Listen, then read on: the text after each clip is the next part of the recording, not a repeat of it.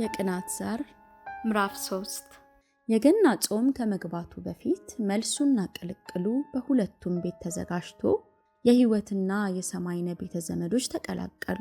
ሰማይነህ ቅሬታውን ከልቡ ያላስወገደ ቢሆንም በቅርብ ዘመዶቹና በወይዘሮ ስራሽም ጭምር ተመክሮ ባህላዊ የጋብቻ ወጎቹ ያለምንም ረብሻ በሰላም ለመከናወን በቅተዋል። ሌላው ቀርቶ በሰርጉ ማግስት ሚዜዎች በጠዋት ተነስተው እንደወጉ የምስራች ለማድረስ ወይዘሮ ስራሽ ቤት ሄደዋል። በእርግጥ ሚዜዎቹ መሐረብ ይዘው የዶሮ ደም ሲፈልጉ የሰማይነህ እናት ተከታትለው ደርሰውባቸው የመረረ ቅሬታቸውን ማሰማታቸው አልቀረም። ሃይ የዘንድሮ ልጃገረዶች እንዲያው ላዩን መሽኮርመምና መኳኳል ምን ዋጋ አለው? ላዩን አንገት መድፋት ምን ዋጋ አለው? ላዩን ፊት ማሳመር መቆነጃጀት ብቻ ምን ዋጋ አለው? ሁሉም ወግ ነው። ዋናው ነገር ውስጣዊ ክብርን ከመጠበቁ ላይ ነበር። ክብርን ጠብቆ በንጽህና መገኘት ነው ቁም ነገሩ እያሉ በአግቦ ህይወትን ተጎነታትለዋት ነበር። የበኩር ልጃቸው ሰማይነህ ያንን ያህል ገንዘቡን ከስክሶ ድንግል ልጃገረድ ባለማግኘቱ ያዘኑ መሆናቸውንም ሳይናገሩ አላለፉም።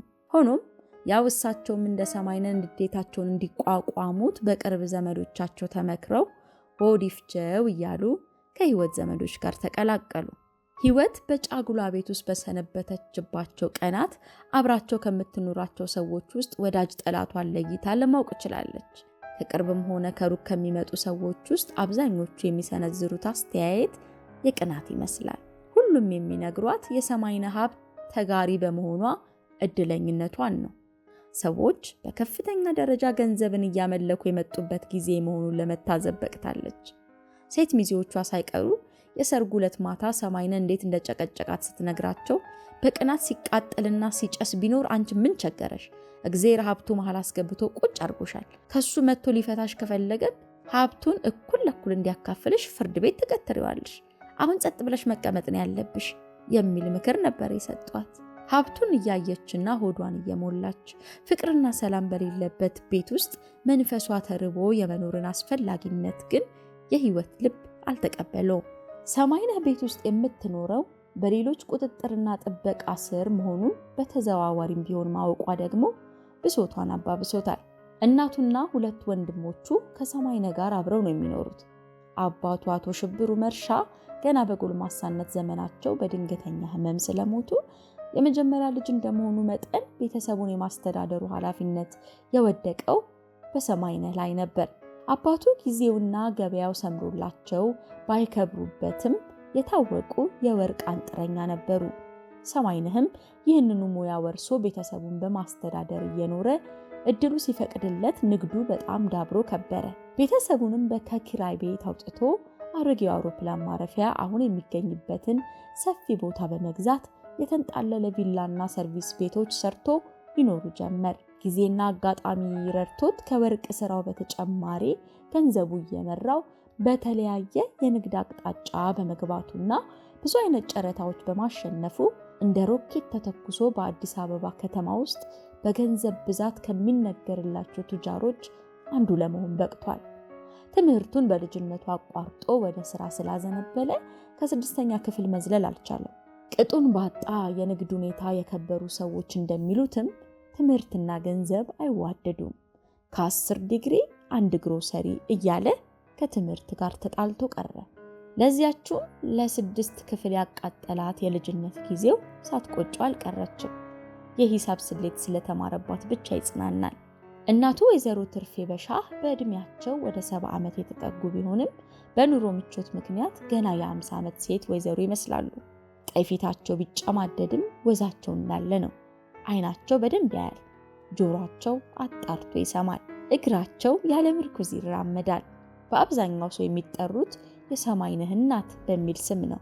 ልጆቻቸውን ከልጅነታቸው ጀምረው እንደ አባት ሆነው ከማሳደጋቸው የተነሳ ቁጡነትና ኃይለኝነት ይታይባቸዋል። ከቅርብ ዓመታት ወዲህ ደግሞ በልጃቸው በሰማይነህ ሀብት በጣም በመመካት ጸባያቸው እንደ መንቀባረር እያደረገው በመንደራቸው ውስጥ የበላይነት ስሜት እየተሰማቸው መጥቷል። ሰውነታቸው ጤነኛ በመሆኑና ቤት ውስጥ መቀመጥ ስለሚሰለቻቸው ታቦት የሚወጣበትን ቀን እየቆጠሩ በየቤተ ክርስቲያኑ በመዞር ነው የሚያሳልፉት። ሁለቱ የሰማይነህ ወንድሞች ጎርፍነህ ሽብሩና መደምደሚያ ሽብሩ የእናት ሆድ ዥንጉርጉር እንደሚባለው በባህሪ በድርጊትም የተለያዩ ናቸው። ጎርፍነህ በ2 ዓመት ልዩነት ከሰማይነህ ቀጥሎ የተወለደ ሲሆን በእድሜ አሁን 45ኛ ዓመቱን ይዟል። መደምደሚያው የሁለቱም ታናሽ ከመሆኑም በላይ እናትየው መውለድ ካቆሙ ከረጅም ዓመታት በኋላ በመወለዱ አሁን ገና የ28 ዓመት ወጣት ነው። ወይዘሮ ትርፌ መደምደሚያን እንደወለዱ ጠያቂዎቻቸው በመገረም ያሁኑ ደግሞ ምን ይባላል ሲሏቸው መደምደሚያ ነዋ በማለት ይመልሱ ነበር። መጠሪያ ስሙም በዚያው መደምደሚያ ተብሎ ቀረ። የመጨረሻ ልጅነቱና የተወለደበት የጊዜ ልዩነት ርቀት ተደምረው መደምደሚያን በእናቱ ዘንድ በጣም ተወዳጅ አድርገውታል። ከሁለቱ ልጆቻቸው በበለጠ ለሱ ያላቸው አንጀት የተለየ ነው። የሰማይነህ ተከታይ ጎርፍነህ ሽብሩ አጭር መጠሪያው ጎርፉ ነው። ከእድሜው መግፋት በስተቀር ብስለትም ሆነ የሥራ ፍላጎትና የሙያ ብቃት አይታይበትም። እሱም እንደ ሰማይነህ በትምህርቱ አልገፋም። የሚያስገርመው ግን የአካዳሚክ ትምህርቱን ሲጠላ ስሜቱን በሌላ ሥራ ወይም ሙያ ያለማዳበሩ ነው። ሥራ አይወድም። እንዲሁ ቁጭ ብሎ እየተቀለበ ሰውነቱን እያደነደነ መንደር ውስጥ እያውደለደለ ቢኖር ይመርጣል። በገጠር መንገዶች እየተመላለሰ እንዲሰራበት ሰማይነህ አንድ ትልቅ የጭነት መኪና ገዝቶ አስይዞት ነበር።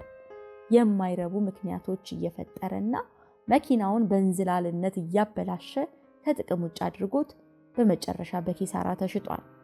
አሁንም 12 ሰው የሚያሳፍር ትልቅ ታክሲ ተገዝቶለታል። ለመጠጫው ያህል ብቻ እየሰራበት ሌላውን ጊዜ ያውደለድልበታል። ትዳር የመያዝና ኑሮን የማሻሻል ፍላጎት አይታይበትም። ለዕለት ሆዱ ግን ሟች ነው። ሰማይነህም የሚወደው ለሆዱ ሲል ያዘዘውን ሁሉ ስለሚፈጽምለት ነው።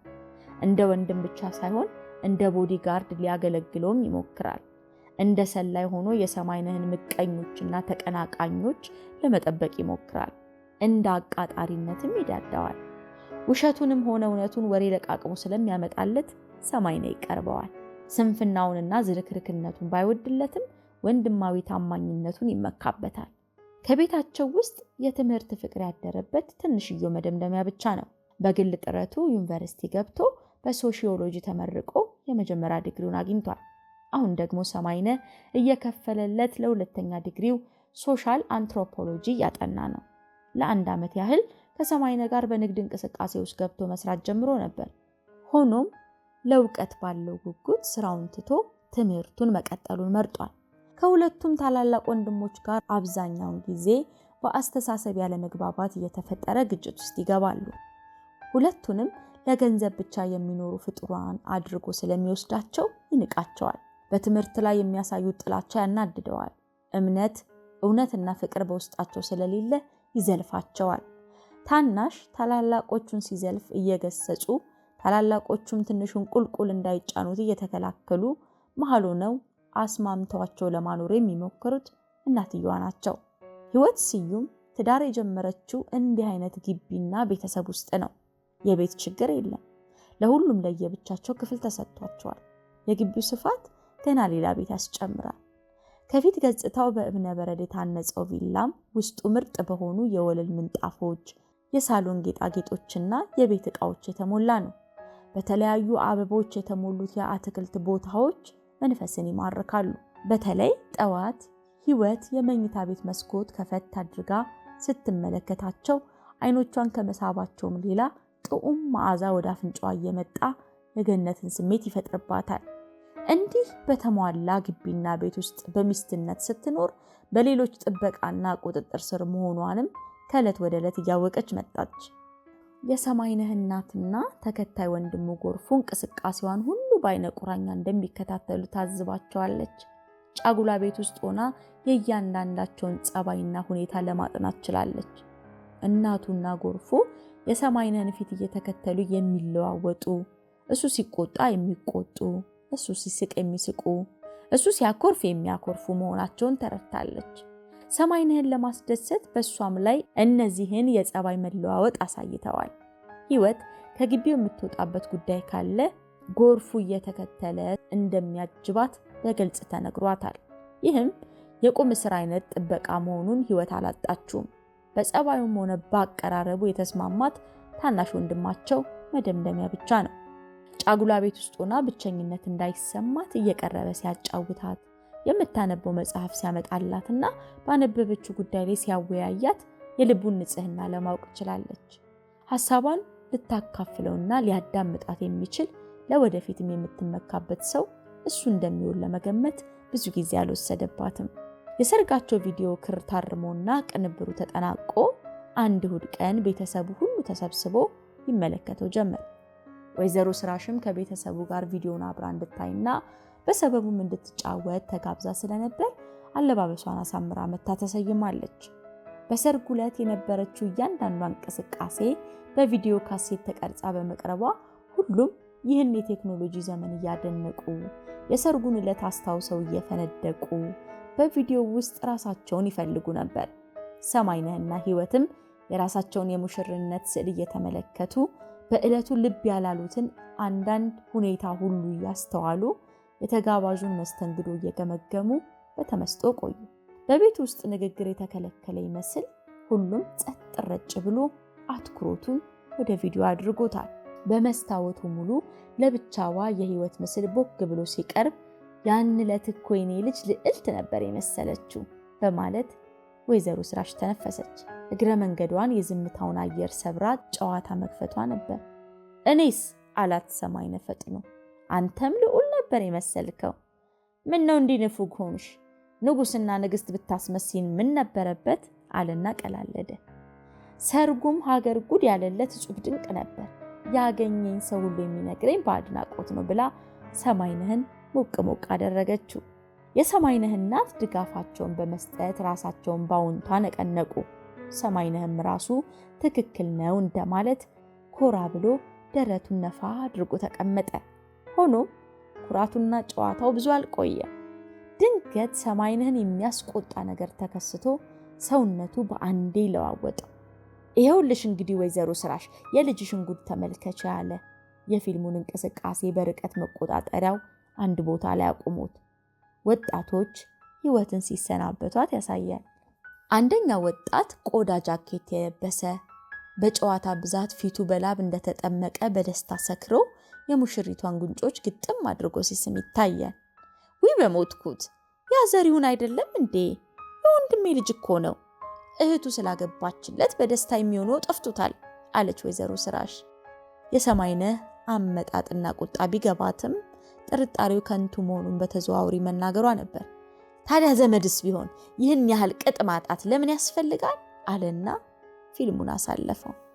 ከዚያ ሰዓት ጀምሮ ቅናቱ ስላገረሸበትና ቁጣው ስላየለበት ደህና ነገር ማየቱን አቆመ። ከእድምተኞቹ መሃል ወንዶቹ በሙሉ ህይወትን የሚያዩዋትና የሚፈልጓት አድርጎ በመውሰድ በጥላቻ አይን እየተመለከታቸው ጥርጣሬው የጎላበት ቦታ ፊልሙን በመቆጣጠሪያው ያቆመዋል። ህዝቡ በሰርግ ስም እየጨፈረና እየተጠቃቀሰ ስሜቱን ይግለጽ፣ ግድ የለም። እኔን የገረመኝ የሙሽሪቱ አብሮ መፍለቅለቅና ማዶ ለማዶ መተያየት ነው አለ ትንሽ ቆይቶ። ይኸውላችሁ ተመልከቷት፣ እዚህ ጋር በሙሽርነት ሰዓት ይህን መሳቅ ተገቢ ነው? ኧረ አይገባም። ቁጥም መሆን ያስፈልግ ነበር። የሙሽርነት ክብሩ ጥርስን ክድን አድርጎ ኮራ ብሎ ከመቀመጡ ላይ ነው። እንዲያው ሲገለፍጡማ ግርማ ሞገሱም ይጠፋል በማለት የሰማይነህ እናት ድጋፋቸውን አሳዩ። እኔን ተመልከቱት እስኪ፣ የት ቦታ ነው የሳኩት? የትም የሚጨብጠኝን ሁሉ ኮስተር ብዬን ያሰናበትኳቸው። አዎ ህይወት ያን ለሳቅ አብዝታ ነበር። እኔ እንኳን በአቅሜ የሴት ሚዜዎቿን ጠርቼ ኮስተር እንድትል ንገሯት ብያቸው ነበር አለ ጎርፉ ውሸቱን ነገር ለማሟሟቅ። በሰርጓ ዕለት በደስታዋና በዓለሟ ቀን የመሳቅ ነውርነት ለወይዘሮ ስራሽ አልተዋጠላትም። የተቃውሞ ሐሳቧን ልትሰነዝር አስባ የሰማይነህ ቤተሰብ አንድ አቋም በመያዛቸው ላለመቃቃር ዝምታ መረጠች። ህይወትን በበኩሏ ታዲያ የሰርግ ዕለት እንዳለቅስላችሁ ትፈልጋላችሁ እንዴ ማለት ፈልጋ ነበር። ከአክስቷ ጋር በአይን እንደተግባቡ ሁሉ ነገር ላለማባባስ ዝም አለች። ደግነቱ ስሜቷን የተረዳላት ሰው አልጠፋ። የሰርጋችሁ ዕለት ካልሳቃችሁና ካልተደሰታችሁ መቼ ልትስቁ ልትደሰቱ ነው ታዲያ አለ መደምደሚያ በድፍረት ጣልቃ ገብቶ። የህይወትና የወይዘሮ ስራሽ አንጀት ቀቤ ጠጣ። ሰማይነህ ግን ንዴቱ ጨምሮ አይኖቹን አጉረጠረጠበት። የመናቅና የእል ስሜት ስለተናነቀው ቶሎ መልስ አልሰጠውም። ይልቁንም ጎርፉ እንደ ሰማይነህ ሆኖ ተቆጣ። ሙሽሮች በሰርጋቸው ዕለት እንዲገለፍጡ የተደነገገ ሕግ አልሰማንም። አስፈላጊ ያልሆነ ጥብቅናን ብታቆም ይሻላል። ጥብቅና ሳይሆን እውነቴን የተናገርኩት፣ ሆዴ ሳይሆን አይምሮዬን ያናገረኝ በማለት መደምደሚያ የብሽቀቱን በምጸት ተናገረ። ሁለቱ እንዳይካረሩ እናትየው ጣልቃ ገቡ። ተው እንጂ መደምደሚያ፣ የማታውቀውን አትዘላብድ። ባህላችን የሚፈቅደውንና የማይፈቅደውን የምናውቀው እኛ ነን። አንተ ገና ልጅ ነህ። እንዲያው ገና ለገና ፊደል ቆጠርኩ ብለህ የእርጎ ዝንብ መሆንን ቶ። አይማማ፣ አንቺን እንኳን አልፈርድብሽም አለ መደምደሚያ። ለማንኛውም እኔ እስከማምንበት ድረስ በሰርጓ ዕለት የህይወት መሳቅ መደሰት ትክክል ነው። ይልቁንም ግራ የሚያጋባው የ80 ተኮሳትሮ ሰርጉን ማሳለፉ ነው። ለተጋባዡም ደስ የሚለው ሙሽሮች ፈገግ ብለው ሲታዩ ይመስለኛል። አሁን ለምን አትተወኝም? ያንተን ጣልቃ ገብነት እንደማልፈልግ ደጋግሜ ነግሬሃለሁ። እዚያው ኮሌጅ ሂድና ተፈላሰፍ። ይሄ የቤተሰብ ጉዳይ ነው። ቤተሰቤን እንዴት እንደማስተዳድር የማውቀው ደግሞ እኔው ራሴ ብቻ ነኝ በማለት ሰማይነህ ጮኸበት። ተው እንጂ መደምደሚያ፣ በቃ ዝም በል። እናትየዋም ገሰጥ አደረጉት። ሰማይነህ ትንሽ ቆይቶ ደግሞ ፊልማሹን ጠመደው። እሷን ብቻ እየለየ የሚያነሳው ለምንድን ነው? እሱም ህይወትን ፈልጓት ነበር ማለት ነው። ካሜራውን እኮ ከእሷ ላይ መንቀል አልቻለም። ፊልሙን የሞላችው እሷ ብቻ ሆናለች። እሷ ትስቅለታለች፣ እሱ ያነሳታል። ደህና ተለማምዶ ነበር ማለት ነው። እኔንማ ሙሽራ መሆኔንም ጭራሽ ረስቶኛል። ይሄ ቅንዳሻም ሌባ፣ ቆይ አገኘዋለሁ እያለ ሲያስብ ከቆየ በኋላ ፊቱን ወደ ወይዘሮ ስራሽ መልሶ፣ ወይዘሮ ስራሽ፣ እኔ ሁሉንም ነገር ላንቺ ትቼዋለሁ። ያለፈው አልፏል።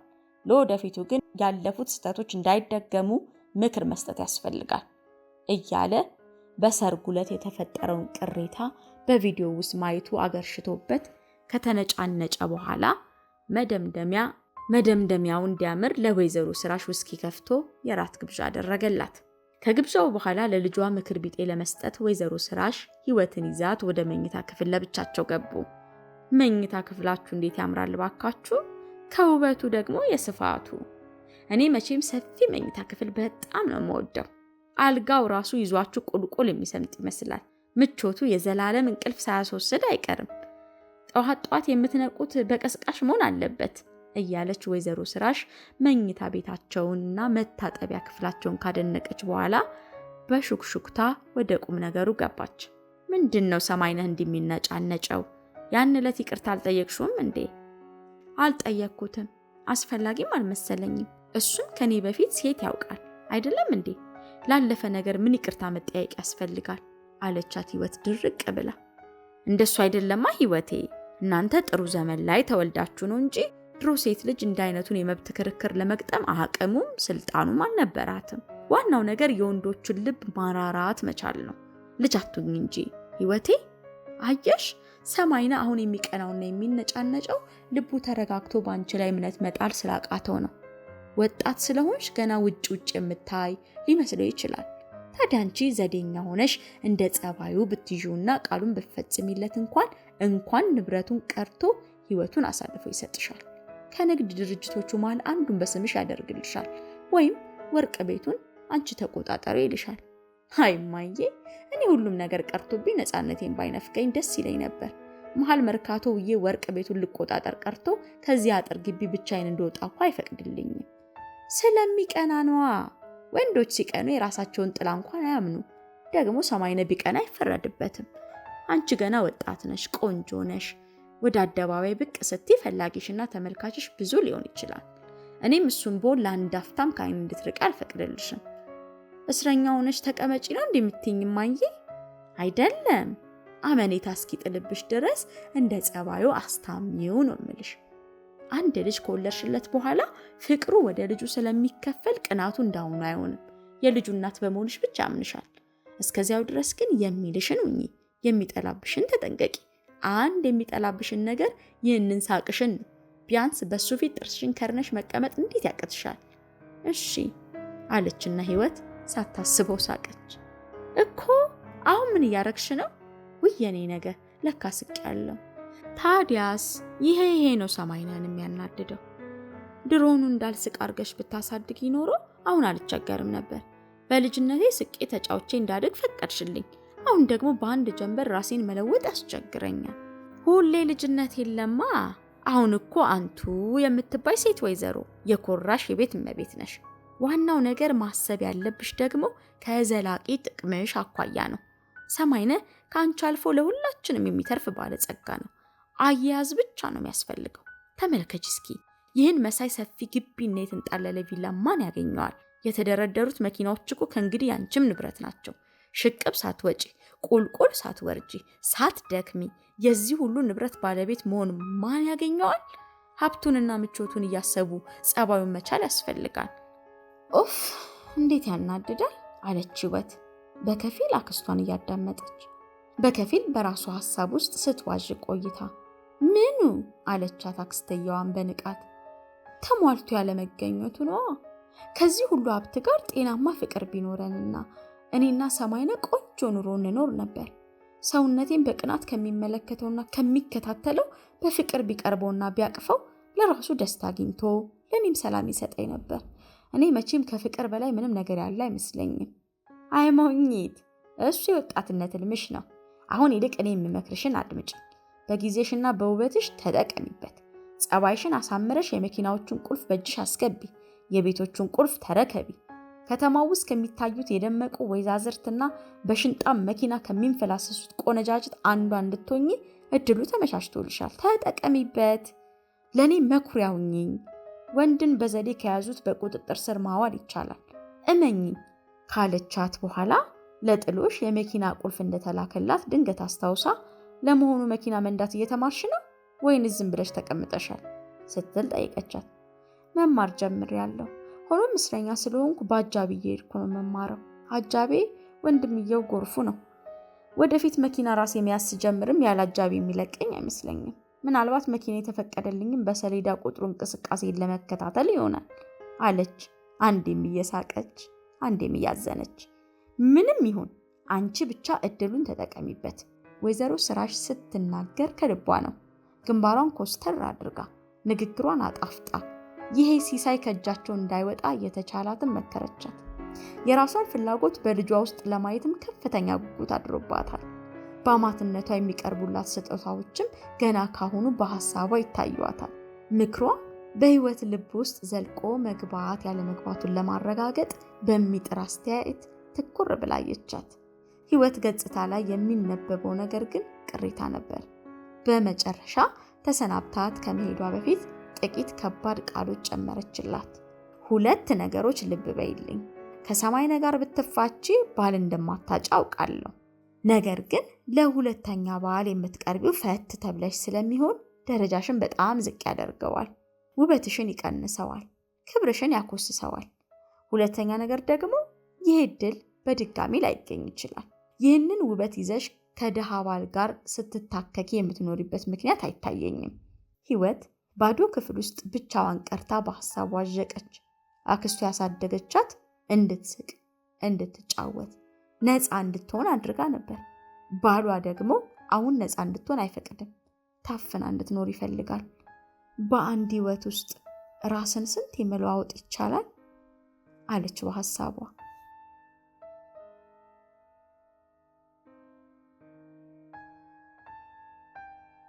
ህይወት እንደተባለችው ለመሆን ሞከረች። ወይዘሮ ስራሽ ከነገረቻት ነገሮች ውስጥ ፈት የሚለው ቃል ክፉኛ አይምሮዋን ከንክኗታል። ከሰማይነህ ጋር ተጣልታ ብትወጣ በእርግጥም ፈት መባሏንና ምርጫዋን ወይንም ተፈላጊነቷን ማጥበቡን ስታስብ እዚሁ ከሱ ጋር እንደ ጸባዩ ተቻችሎ የመኖር ፍላጎት ስሜቷን ይጎትተዋል። የመጀመሪያ እድልሽን ያበላሸውን ይህን ሰው በዋዛ ፈዛዛ አትልቀቂው። እሱ እድልሽን አበላሽቷልና አንቺም የንብረቱ ተካፋይ በመሆን መጠቀም አለብሽ የሚል ስሜት በአንድ በኩል ሲታገላት፣ በሌላ በኩል ደግሞ ፍቅር ከሌለ ለሀብት ብቻ ተሳስሮ ተቻችሎ መኖሩ ምን ዋጋ አለው? እድልሽ በፈትነት የሚጠበብበት ምንም ምክንያት የለም። በራስሽ ተማምነሽ በውበትሽ እስከተመካሽ ድረስ ምንጊዜም ፈላጊሽ ብዙ ነው የሚል ስሜት ይፈታተናት ነበር። በአንድ እሷነቷ ውስጥ ያሉት 2 ስሜቶች እየታገሏት ቀስ ብላ ወደ መስታወቱ ቀረበች። የባሏን ፈቃድ ለመፈጸም ሁልጊዜም ጥርሷን ከድና ፈገግታዋን ደብቃ ግንባሯን ከስክሳ በመስታወት ውስጥ መልኳን ስታየው ለራሷን ማስጠላት። ትላልቅ አይኖቿና ረዥም አፍንጫዋ እንዲሁ ጸይም ፊቷ ላይ የተቀመጡ ቅርጾች መሰሏት። የራሷን ሳይሆን የሌላ ኮስታራ ሰው ምስል በመስታወት ውስጥ የምትመለከት መሰላት። ዋናው የውበቷ ማድመቂያ ፈገግታዋ መሆኑን ተረዳች። የሰው መልኩ ውጫዊ ቅርጹ ሳይሆን ውስጣዊ ስሜቱ መሆኑን ለማመዛዘን ቻለች። ታዲያ ሰማይነህ የሚያምረውን መልኬን ትቶ አስጠሊታውን መልኬን የሚፈልገው ለምንድን ነው?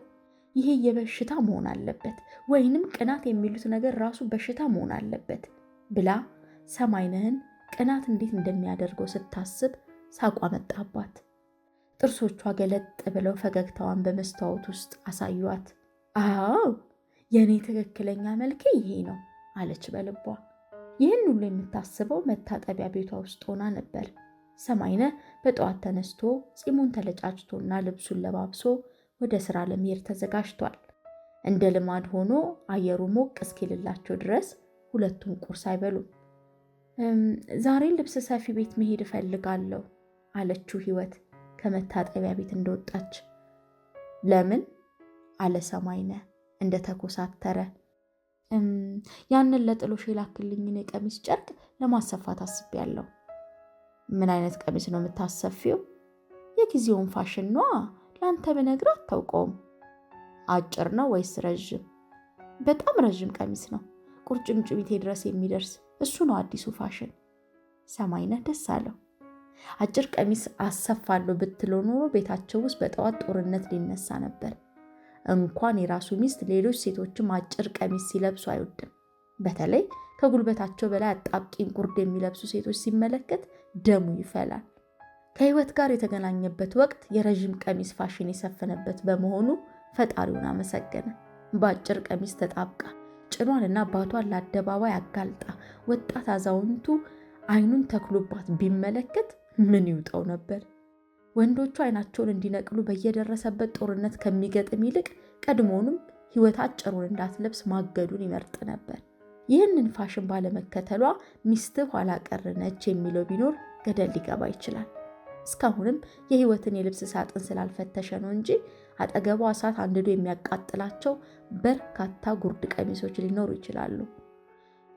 የት ነው ቀሚሱን የምታሰፊው? መርካቶ፣ የቀድሞ ደንበኛ ያለ። በጣም ጥሩ፣ አብረን እንሄዳለን። ሱቄን ስለምከፍት ለእኔም መንገዴ ነው። አሁን ቶሎ ቶሎ ልበሽና ተነሽ። ህይወት ሰውነቷን እየቀፈፈው ልብሷን ለባብሳ የሚሰፋውን ጨርቅ ይዛ ተነሳች። እንደተለመደው ከወንድምየው ጋር የሚልካት መስሏት ነበር እንጂ ሰማይነህ ራሱ አብሮኝ ይሄዳል የሚል ግምት አልነበራትም። ነፃነት ስለማይሰጣትና ሁለመኗን ስለሚከታተላት ከሰማይነህ ጋር መሄድ አትወድም። ከሱ ተለይታ የምትሰራው ነገር ባይኖርም የሚያስቀይመውን ነገር ስለማታውቀው አብራው ስትሄድ ሁሌም እንደተሸማቀቀች ነው። የሰማይነህን ወርቅ ቤት በዝና ሲወራለት ካልሆነ በስተቀር ሄዳበት አታውቅም ነበር። ዛሬ በአጋጣሚው ቦታውን ለማየት በቃች። እዚያው መርካቶ ውስጥ ጨረታ የሚካሄድባቸውና ሌሎች የንግድ እንቅስቃሴዎች የሚከታተልባቸው ሌላ ቢሮ እንዳለውም ሰምታለች። ወርቅ ቤቱ ስለ ሰማይነህ ሀብት የሚነገረውን ያህል ግዙፍ አይደለም። ከ4 ያልበለጡ ሰራተኞችን የያዘ መጠነኛ ንግድ ቤት ነው። በተለያዩ ቅርጽና አይነት የተሰሩት የወርቅ ጌጦች በመልክ በመልካቸው ተደርድረው ስትመለከት ህይወት ልቧ ተነካ። ብዛታቸውና ብርቅርቅነታቸው ተደምሮ አንዳች ድንገተኛ መስህብ ፈጠሩባት። መኖሪያ ቤቷ ሆና በሐሳቧ የናቀችውን ወርቅና ሀብት አሁን ልትንቀው አልቻለችም። ለሀብት የሚጓጓ ብልጭልጭ ስሜት ተፈታተናት። ወዲያውኑ አክስቷን አስታወሰች። ምክሯን፣ ለሀብት ያላት ከፍተኛ ግምት ትዝ አላት። እውነቷን ይሁን እንዴ ስትል አሰበች። አይኗን የሳባትን በልብ ቅርጽ የተሰራ የአንገት ሐብል ሳታስበው አንስታ በአድናቆት ተመለከተችው። ሰማይነህ ሁኔታዋን በጥሞና እየተከታተለ ነበር። በወርቅ ጌጣጌጦች ስሜቷ መመሰጡን ሲመለከት ደስ አለው። ባላሰበው መንገድ ወጥመድ ውስጥ የገባችለት መስሎ ታየው። በሀብቱ ሁሉንም ነገር ማድረግና ማስደረግ የሚችል ሆኖ ስለሚሰማው እጅግ በጣም ይመካል። የህይወት ኩራትና ለሀብት ያለመጓጓት አስደንግጦት በሀብት መመካቱ እየኮሰሰበት መጥቶ ነበር። ዛሬ ወርቅ ፊት ቆማ ልቧ ሲሰለብ በማየቱ ያ ስሜቱ እንደገና ከውስጡ አንሰራራ። የወርቅ ማብለጭለጭ አይኑን የማያውረው ሰው የለም፣ እንኳን አንቺም ለዚህ ያደረሰሽ አለ በልቡ። ጌጣጌጦቹ ደስ ያሉሽ ትመስያለሽ አላት ወደ አጠገቧ ቀርቦ። አዎ ቆንጆች ናቸው። በጣም ደስ ያለሽ የትኛው አይነት ነው? ይሄኛው ብላ በእጇ አንስታ የነበረውን ባለ ልብ ቅርጽ አሳየችው። የበለጠ እንዲያምር ተደርጎ ካራቱ ተጨምሮ ይሰራልሻል። አሁን ወደ ጉዳያችን እንሂድ ብሏት ወጡ። ባህሩ ፂሞ ስለ ሴቶች ከነገረው ጥቅሶች ውስጥ አንዱ ትዝ አለው። ወርቅ አልፈልግም ያለች አንዲት ሴት ብቻ አጋጥማኛለች፣ እሷም አልማዙን ወሰደች። የጥቅሱ ባለቤት ስም ሆሬስ ዋልፖል መሆኑን ሰማይነህ ሊያስታውስ አይችልም። አባባሏ ብቻ ልቡን ስለነካቸው አይምሮ ውስጥ ተቀምጣለች። የሚሄዱበት የልብስ ሰፊ ቤት ከወርቅ ቤቱ ብዙም እንደማይርቅ ህይወት ብትነግረውም ሰማይነህ ቆንጆ ሚስቱን ይዞ ከተራ ሰው ጋር እየተጋፋ ማለፉ ስላስጠላው በመኪናቸው ሄደው ልብስ ሰፊው አካባቢ አቆሙ። ጋሽዬ መኪናውን ልጠብቅ አለው አንዱ በረንዳ ዳሪ ወጣት ቡትቶውን እየጎተተ። ጠብቅ እሺ እትዬ ራበኝ አለ ሌላኛው ተመሳሳይ ወጣት ወደ ህይወት ተጠግቶ። ዞር አትልም እንዴ አንተ አለ ሰማይነህ ተቆጥቶ። ምነው ፋዘር እኔ ለመንኩት እሷን ነው እያለ ወጣቱ ወደ ኋላ ፈገፈገ። ምንድነው የጠየካት በማለት ሌላ ሶስተኛ ወጣት ለከፋ ጀመረ። እንድትሰጠኝ ነዋ አለውና ተሳሳቁ። ሰማይነህ በንዴት የደም ስሮቹ ተገታትረው ልጆቹን ለመቆጣት ቢሞክርም የሚበገሩ አይነት አልሆኑለትም። ለዱላም ወደ ኋላ የማይሉ አይን አውጣዎች ሆነው ድርቅ አሉበት። መናደዱን ሲመለከቱ ደግሞ ከኋላቸው የተከተሉ አበሸቁት። ሚስቱ ነች ወይስ ልጁ አለ አንደኛው ድምፁ እንዲሰማ ሆኖ። ልጁ ትሆናለች እንጂ ሰውየው የጨሰ ሽማግሌ አይደለም እንዴ አለ ሌላኛው በፌዝ ቅላጼ። ብሪ ኖሮ ይሆናላ ካሹ ነው የሚሰራው። ፋዘሯ ቢሆን ኖሮ አያናድድም ነበር። አዝባ አንዷ ነው እባክህ። ቆንጅዬ ልጅ ናት። እኔም ብታገባ ነበር የሚሻላት። ምን ታደርግላታለህ? በረንዳ ልታሳድራት ነው? የለ አውሮፕላን ሊገዛላት ነው። ሰማይነህ ንዴቱን መቆጣጠር አልቻለም። ሽጉጡን መኪና ውስጥ ረስቶ መውረዱ ይበልጥ አናደደው። ለአንድ አፍታ ቆሞ ወጣቶቹ ላይ ሲያፈጥባቸውና ጥርሶቹን እያንቀጫቀጨ ራሱን ሲነቀንቅ ጸብ እንዳይነሳ ፈርታ ህይወት ክንዱን ያዘችው። ተዋቸው እባክህ ሰማይነህ፣ ከነዚህ የሜዳ ዱርዬዎች ጋር ልትደባደብ ነው እንዴ? እነሱ እኮ ስዳደጎች ናቸው። ቆይ ግድ የለም ዛሬውኑ ፖሊስ አምጥቼ ከዚህ አካባቢ ባላስለቅማቸው እኔ ሰማይነህ አይደለሁም። ልብስ ሰፊው ቤት ገብተው ሲቀመጡም ንዴቱ አልለቀቀው። የህይወት ልብስ ሰፊ ደንበኛ ወንድ መሆኑን ሲመለከት ደግሞ ይብስ ሌላ ንዴት ጫረበት። ሴት ልብስ ሰፊ አጣ ነው የወንድ ደንበኛ ያዘችው እያለ ቅናቱ ከውስጡ ብቅ ማለት ጀመረ። ሜትሩን ትከሻው ላይ ያንጠለጠለው ልብስ ሰፊ ህይወትን በሞቀ ፈገግታ ተቀብሏት ሰላምታ ከተለዋወጡ በኋላ ማግባትሽን ሰማ፣ ሰርግ ሳትጠሪ በመቅረትሽ ተቀይሜሻለሁ እያለ ቀላለደ። እርምህን አውጣ አለው ሰማይነህ በልቡ። ስለረሳው ይቅርታ ባለቤቴ እሱ ነው አለችው ህይወት ፈጥና ወደ ሰማይነህ እያመለከተች። እሺ ብሎ ልብስ ሰፊው ፈገግታውን ሳይቀንስ አይኖቹን እያቁለጨለጨ ለሰማይነህ ሰላምታ ሰጠው። ሰማይነህ ግንባሩን እንዳኮሳተረ አንገቱን ሰበር አድርጎ ለሰላምታው ምላሽ ሰጠ። እንዴት ነበር ሰርጋችሁ? በጥሩ ሁኔታ አለፈ? ምን አባ ካገባ አለው ሰማይነህ በልቡ። አዎ ጥሩ ነበር ስትል መለሰች ህይወት። የሚዜዎችሽንና የመልስ ልብሶችሽን እኔ ጋር ማሰፋት ነበረብሽ። ውይ ሁሉም የመጣልኝ ከውጭ ሀገር በትዕዛዝ ተሰፍቶ ነው። ንገሪው እሱ የሰፋውን አቡጀዴ የማለብስሽ ድሃ ያለመሆኔን ይወቀው። የእሱን ቡትቶ ወደፊትም ለድልሽ አታሳዩ አለ ሰማይነህ በልቡ። በዚህ አይነት ሚዜዎቹም ታድለዋላ። አትጠራጠር፣ አንተንም ያን ሰሞን ባገኝ ድንኳን ጠባቂ ዘበኛ አድርጋ ልብስ ነበር አለ አሁንም ሰማይነህ በልቡ። እሺ አሁንስ ምን ልርዳሽ? ልብስ ሰፊው ፈገግታውን ሳይቀንስ በፍጥነት ወደ ስራው ተሸጋገረ። ቀሚስ እንድትሰፋልኝ ነው ጨርቁን ይዤ መጥቻለሁ ብላው ጨርቁን ካወጣች በኋላ ይኸውልህ ለጥሎሽ የመጣልኝ ጨርቅ ነው አለችው። በጣም ኳሊቲ ጨርቅ ነው በማለት አድናቆቱን ገለጸላት። ሰውዬው እኮ እኔ ነኝ፣ ሰማይነህ ነኝ። ለሙሽራይ ተራ ጨርቅ የምልክላት ተራሱ አይደለሁም። አሁንም ሰማይነህ በልቡ አጉረመረመ። የስፌቱን አይነት ከጠየቃት በኋላ ልብስ ሰፊው ልኳን ለመመዝገብ ሜትሩን ይዞ ሲቀርባት የሰማይነህም የቅናት ስሜት አብሮ ተነሳሳ። በሜትሩና በእጁ የትኞቹን የሰውነት ክፍሎቿን መነካካት እንደፈለገ አይኖቹን አፍጥቶ በጉጉት ይጠባበቅ ጀመር። ፈገግታ ለልብስ ሰፊው የገበያ ምልክቱ ይመስላል። አልፎ አልፎ እንደ መኮመክም አንዳንድ ቃሎች ወርወር ያደርጋል። ሰማይነህ ግን በጠቅላላው ሁኔታውን አልወደደውም። ሸርሙጣ ይመስል ምን ያቅለሰልሰዋል ግልፍጥ እያለ ነበር በልቡ። ልብስ ሰፊው ጎንበስ ብሎ የህይወትን ቁመት በሜትሩ ሲለካ ሰማይነህ ምንም አላለም። የወገቧንና የደረቷን ስፋት ሊለካ በእጁ ሲደባብሳት ግን ሰማይነህ ስሜቱን መቆጣጠር ስላቃተው ከተቀመጠበት ብድግ አለ። ልብስ ሰፊው ስራው ላይ ስላተኮረ የሰማይነህን ሁኔታ አላጤነውም። አጠገቡ ያሉት ሌሎች ልብስ ሰፊዎች ግን ሁኔታውን ተመልክተው ችግር እንዳይፈጠር እየሰጉ ነበር።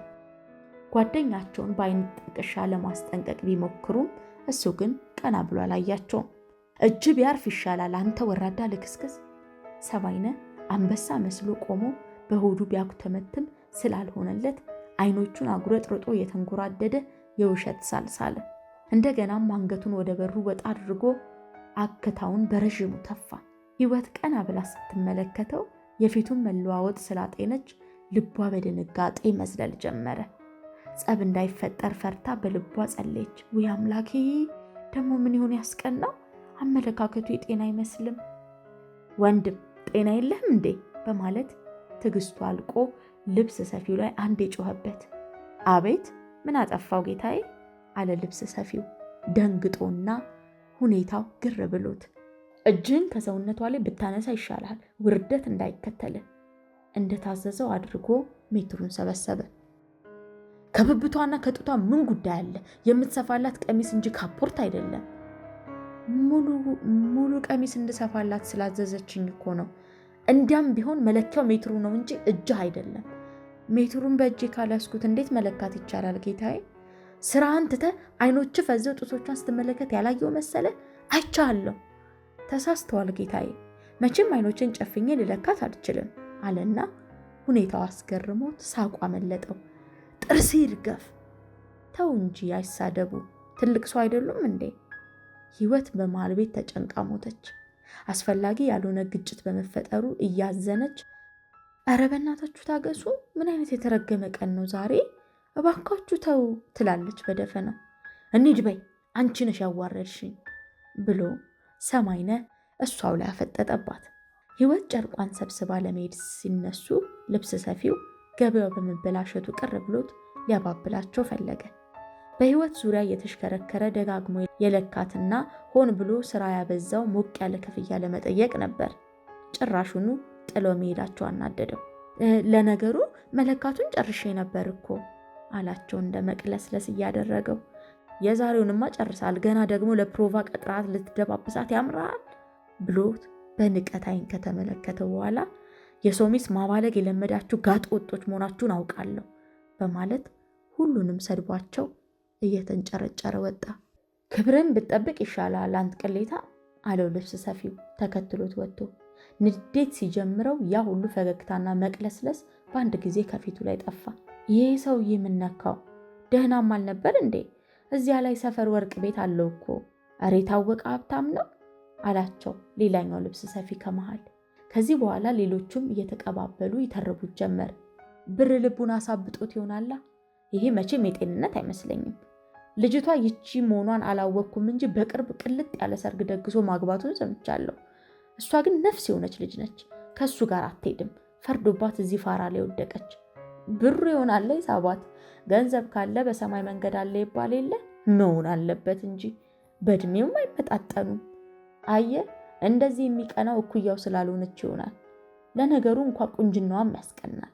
ከሰው አይን ይጠብቅለት። አደባባይ ይዟት የሚወጡ አይነት አይደለችም። ያላቻ ጋብቻ የሚለውን ቲያትር አይተዋል እያሉ ቀላልደው ወደ ስራቸው ተመለሱ። ሰማይነህ ከልብስ ሰፊው ቤት ከወጣ በኋላ መኪናዎቸው ጋር እስኪደርሱ ድረስ ቁጣውን ህይወት ላይ ያዥጎደጎደባት ነበር። አሰደብሽኝ አይደል አላት አፍጥጦ። እኔ ምን አደረግኩ ሰማይነህ?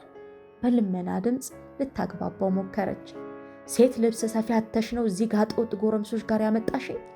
እኔ እንዲህ አይነት ችግር ይፈጠራል ብዬ አላሰብኩ። ሰውየው የቆየ ደንበኛዬ ስለሆነ ብዙ ጊዜ ደባብሶ ለክቶሻል ማለት ነው? ወይኔ ሰማይነህ፣ እንደ ሁኔታው መቼም ልብስሽን ሁሉ አውልቂና ራቁትሽን ልለካሽ ሳይልሽ የቀረ አይመስለኝም ብሎ በቅናት እንደጦፈ እነዚያ ቀድሞ ለክፈውት የነበሩት በረንዳ ዳሪ ወጣቶች አይተውት እየተሯሯጡ መጡ። ለከፋቸውን ለመሸሽ የመኪናቸውን በር ቶሎ ከፍቶ ሁለቱም ገቡና ለጠባቂው ጉርሻ ሰጥቶ በአስቸኳይ ሞተር አስነሳ። ሆኖም የመርካቶ ትርምስ ፈትለክ ብሎ ለመውጣት አላመቸው።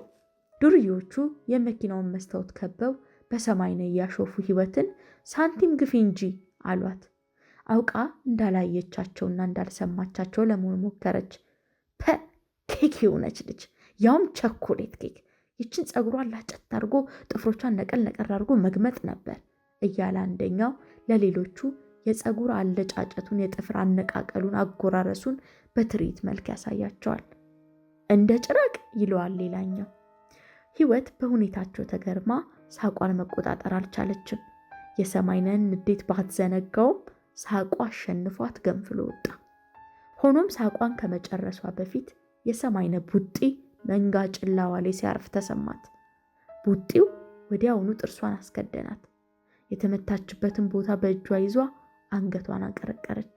እሷ ስሜቷን መቆጣጠር አቅቷት እንደሳቀችው ሁሉ እሱም ንዴቱን መቆጣጠር አቅቶት ጡንቻውን ሰነዘረ።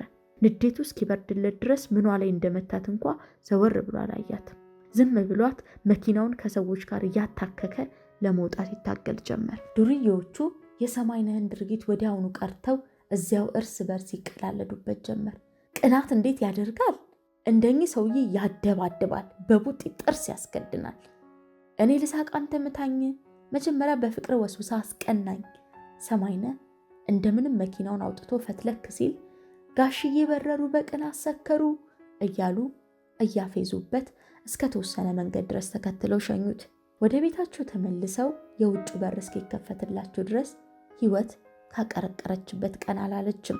ጥርሷን ደግፋ እንባዋን እያዘነበች ከቤት ደረሰች። አሁንም ከመኪና ውስጥ መውረድ አልፈለገችም። ሰማይነህ ቀድሞ ወርዶ በእሷ በኩል ያለውን በር ከከፈተ በኋላ ሊያስወርዳት እየታገለ ለምን ታናድጅኛለሽ? ለምን ታበሳጭኛለሽ? በንዴት ተገፋፍቼ እንጂ አውቄ ያደረግኩት ነገር አይደለም ብሎ ቀና ሲያደርጋት ከጥርሷ የሚወርደውን ደም ተመለከተ። ከዓይኖቿ እንባ እየፈሰሰ ፊቷን አነፋርቆት ከአፏ ውስጥ የሚወጣው ደም ከንፈሯን አስጨማልቆታል። ሰማይነህ ደነገጠ። ይህን ያህል የጎዳት አልመሰለውም ነበር።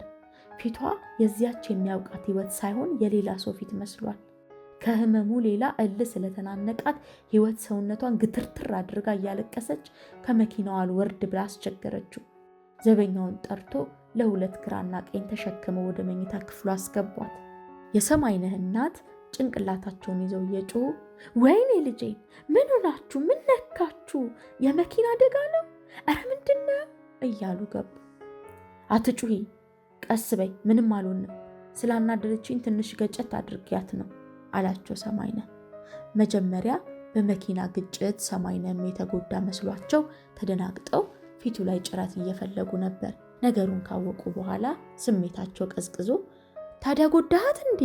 ደምታለችና አሉት። ሳላስብ የሰነዘርኩት ቡጢ ጥርሷ ላይ አረፈ መሰለኝ። አንተ ወደ ፊቷ ላይ ለምን ትሰነዝራለህ? ለወደፊቱም ቢሆን ከአንገቷ በታች ነው መምታት ብለው በልጃቸው ወንድነት በልባቸው እየተጉራሩ ህይወትን ቀረብ ብለው ይደባብሷት ጀመር። ህይወት እንዲነኳት አልፈለገችም። እርስዎን አልፈልጎትም፣ ዘወር ይበሉ፣ ሁላችሁንም አልፈልጋችሁም፣ በቃችሁኝ ለማለት አማራት። ሆኖም በእነሱ እጅ ላይ ናት። ሌላ የምትወድቅበት ሰው አጠገቧ የለም። በሰማይነህ ዘመዶች መሃል ብቻዋን መሆኗ ጠልቆ ተሰማት። ሆዱ ብሷት ተንሰቅስቃ አለቀሰች።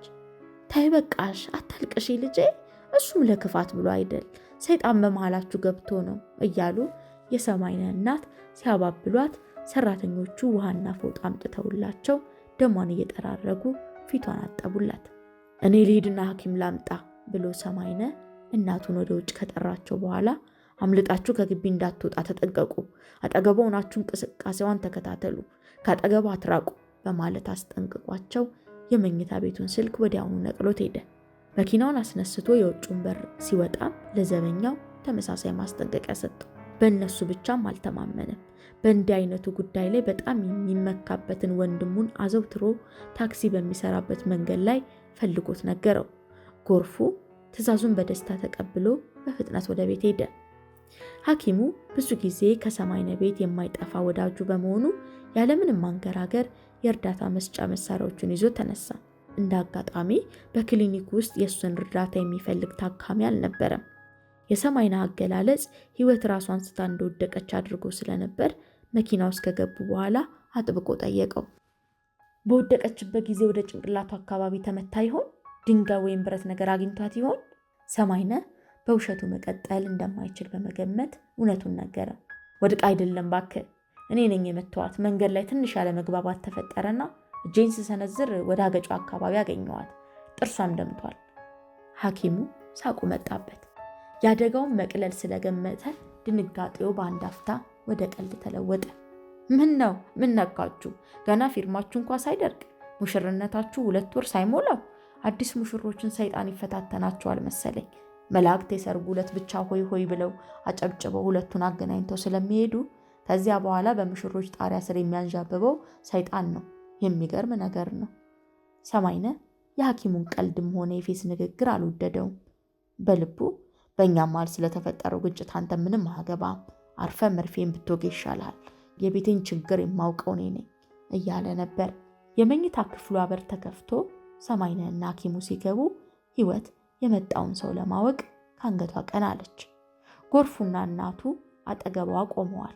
አሁን ደግሞ ሰማይነህና ሐኪሙ ተጨመሩ። ጎርፉ ገብቶ ሁኔታዋን ሲመለከት ትንሽ እንኳን ያለመደንገጡና ያለማዘኑ ህይወትን በጣም አስገርሟታል። ጭራሹኑ ሰብአዊነት የጎደለው ፍጡር አድርጋ ስለወሰደችው ጠልተዋለች። አጠገቧ ሰይጣን የቆመ ያህል ከብዷታል። በር በተከፈተ ቁጥር ልቧ የሚጓጓውና አይኖቿ የሚጠብቁት የመደምደሚያን መምጣት ነበር። አይቷት ሊደነግጥ ሊያዝንና ቅሬታዋን ከገጹ ላይ ሊያነብ የሚችል ሰው መደምደሚያ ብቻ ነው። እስኪ እናንተ ዘወር በሉ፣ ከዚህ ክፍል ውጡልን አላቸው ሐኪሙ ወደ ህይወት ቀርቦ አገጯን እየደባበሰና አፏን አስከፍቶ ጥርሶቿን እየተመለከተ። ሰማይነ ብቻ እዚያው ሲቀር እናትና ወንድሙ በታዘዙት መሰረት ወጡ። አንድ ጥርሷ ተነቃንቋል፣ መነቀል ይኖርበታል አለ ሐኪሙ ደሙን እየጠራረገ በአልኮል እያጠበ። እንግዲህ ምን ይደረግ፣ ይነቀልና ወርቅ እናስተክልላታለን። ሰማይነ በችግሩ መክበድ አዘነ። ህይወት አፏ በሐኪሙ ተይዞባታል እንጂ ያንተ ወርቅ ገደል ይግባ፣ ጥርሴን እንዳውለክ ልብን አውልቅልሃለሁ ማለት ፈልጋ ነበር። እንዴት እንዲህ ጨከንክባት እባክህ? ልጅቷ እንኳን የሚጨከንባት አይነት አይደለችም። እንኳንስ ሊመቷት ቀርቶ ሊነኳት የምታሳሳ ቆንጆ ናት እያለ ሐኪሙ ቀላለደ። ሰማይነ የማይወደው እንዲህ አይነቱን ቀልድ ነው። ይቺ ማደናነቅ ያለ ምክንያት አልመጣችም አለ በልቡ። ስሜቱ እየተቆጣ መጥቶ ሐኪሙን ስለጠመደው ቶሎ ሕክምናውን ጨርሶ ከቤቱ እንዲወጣለት ተመኘ። በአስቸኳይ ወደ ጥርስ ሐኪም መሄድ አለባት፣ እስከዚያው ድረስ ህመሙ እንዳያሰቃያት የማደንዘዣ መርፌ እውቃታለሁ ብሎ ሐኪሙ መርፌውን አውጥቶ መድኃኒቱን ቀመመ። ምኗ ላይ ነው የምትወጋት አለው ሰማይነ። ቀናተኛ ስሜቱ የህይወትን ገላ ላለማስነካት ከውስጡ እየታገለው። ታፋዋ ላይ ነዋ፣ በሌላ ቦታ መስጠት አይቻልም? አመቹ ቦታ ታፋዋ ነው ብሎ ሐኪሙ በሙያው ስለገባበት እንደ መቆጣት አደረገው። ለእሱ የዘወትር ስራው ስለሆነ ምንም አልመሰለውም። በእርግጥ የሚስቶቻቸው ቀሚስ ተገልቦ ታፋቸው ሲታይባቸው የማይወዱ ሐኪሞችን በጥርጣሬ ዓይን እየተከታተሉ ነፍስና ስጋቸው የሚሟገት አምሮት ከዓይን ይጀምራል ብሎ የሚፈሩ አንዳንድ ባሎች ይኖራሉ። ሆኖም ሰማይነን በዚህ ደረጃ አልገመተውም። በክንዷ በኩል ብትሰጣት ምን አለበት? ክትባት አይደለም እኮ መውጋት። አይ ቀሚስ ከመግለብ ይሻላል ብዬ ነው በማለት እቅጩን ነገረው። ምን ነው የውስጥ ሱሪ አላደረገችም እንዴ? ኧረ አድርጌያለሁ አለች ህይወት በደከመ ድምፅ። ገላዋ በሐኪሙ እጅ በመነካካቱ ሰማይነ መብሸቁን ገምታለች። ህመምና ንዴት ባይጫጫናት ኖሮ ሳቋን በለቀቀችው ነበር። ጥርሴን አውልቆ አስተኝቶኝ አሁንም ገና በገላ ይቀናል እንዴ? ምን ጉድ ነው ፈጣሪ እያለች ነበር በሆዷ። ታዲያ ምንድን ነው ችግሩ? የምታፍር ከሆነ ዓይንህን መጨፈን ወይንም ከክፍሉ መውጣት ትችላለህ አለው ሐኪሙ በምጸት ድምፅ። ነገሩ ቢገባውም እንዲህ በተራ ነገር በመጠርጠሩ የያዘው ይመስላል። ሰማይነህ በልቡ ዓይን ይውጣ አለና ብሽቀቱን ሳይደብቅ አንተ ያላፈርክ እኔ ባላውማ እንዴት አፍራለሁ አለው። ሐኪሙ በሽቆ እንደዚህ ትንሽ ሰው ነህ እንዴ? ምን ነው ቀለልክብኝ ሊለው ፈልጎ ነበር። ሆኖም የረዥም ጊዜ ወዳጅነታቸውን በማሰብ በትዕግስት ማሳለፉን መረጠ። ሕክምናውንም ትቶ ቢሄድ የምትጎዳው ሕይወት መሆኗን በማመዛዘን ቻለው። ጥርሷንም ያወለቃት በቅናት መሆን አለበት፣ አሁን ደግሞ ዓይኗን እንዳያጠፋት ያሰጋል እያለ በሆዱ የንዴቱን አኩተመተመ። ሃይ ምን ነው ጃል እንዲህ በዋዛ ብሎ ንዴቱን ለመሸፈን እየቀላለደ የሕይወትን ቀሚስ ወደ ላይ ሰብሰብ አድርጎ መርፌውን ታፏ ላይ ወጋት። እንግዲህ ይኸውልህ ታብድም እንደሆነ ይለይልህ የሚል ይመስል ነበር ሁኔታው። ሐኪሙ ዕቃውን ሰብስቦ ለመሄድ ሲነሳ ሰማይነህ ከኪሱ የ100 ብር ኖት አውጥቶ ሂሳብ ስንት ነው ስላለው ተናደደ። ከአሁን በፊት ግንኙነታቸው በዚህ አይነት አልነበረም። አሁንም ቤቱ ድረስ መጥቶ ያከመለት በወዳጅነት እንጂ በገንዘብ አይደለም። ገንዘብ መክፈል ቢኖርበት እንኳ በዚህ ሁኔታ ሳይሆን ስነስርዓት ባለው መንገድ ነበር። ንቀቱ አናደደው። እሱን አንተ ራስህ ታከምበት አለው ትዕግስቱን ጨርሶ። እኔ ምን ሆኛለሁ? ተመርመር፣ ጤነኛ አልመሰልከኝም። የህመምህን አይነት ሐኪሞች ይነግሩሃል ብሎት ጥሎት ወጣ።